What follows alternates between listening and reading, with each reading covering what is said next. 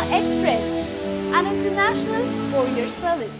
50 సంవత్సరాల సినీ జీవితం, 300 పైగా చిత్రాల్లో నటించిన అనుభవం, బాలీవుడ్లో ఎన్నో సంవత్సరాలు స్టార్ హీరోయిన్ స్టేటస్ అనుభవించిన అతిలోక సుందరి శ్రీదేవి తనపై చాలా రోజులుగా వస్తున్న విమర్శలపై మొదటిసారి నోరు విప్పింది.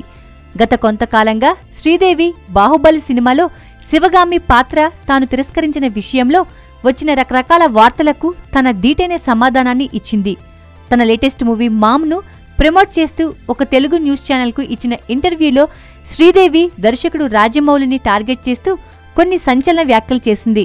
దర్శకుడు రాజమౌళి మంచి సమర్థుడైన దర్శకుడు మాత్రమే కాకుండా ఒక మంచి వ్యక్తి అని తాను విన్నానని, అయితే ఆ అభిప్రాయానికి భిన్నంగా రాజమౌళి తనపై ఓపెన్గా చేసిన కామెంట్స్ తనను ఎంతో బాధపెట్టాయి అంటూ ఘాటైన కామెంట్స్ చేసింది.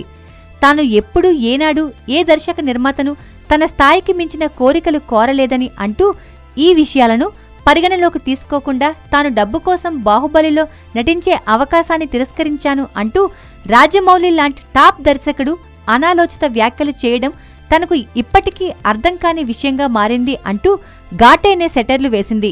ఇదే సందర్భంలో ఆమె మాట్లాడుతూ, కొన్ని సినిమాలోని పాత్రలు కొన్నిసార్లు వదిలేస్తామని, అయితే అదేదో నేరం అన్నట్లుగా ఇంత రగడ ఎందుకు జరుగుతుందో తనకు అర్థం కావడం లేదు అన్నట్లు కామెంట్స్ చేసింది. ఏకంగా రాజమౌళి విమర్శలను తిప్పికొడుతూ చేసిన కామెంట్స్ మీడియాకు హాట్ టాపిక్గా మారాయి.